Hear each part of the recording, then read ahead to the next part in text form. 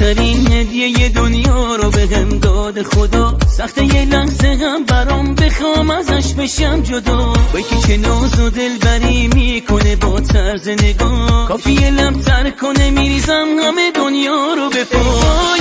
وای وای چه پسری، وای عجب تاج سری، ای جون چقدر و بالایی از همه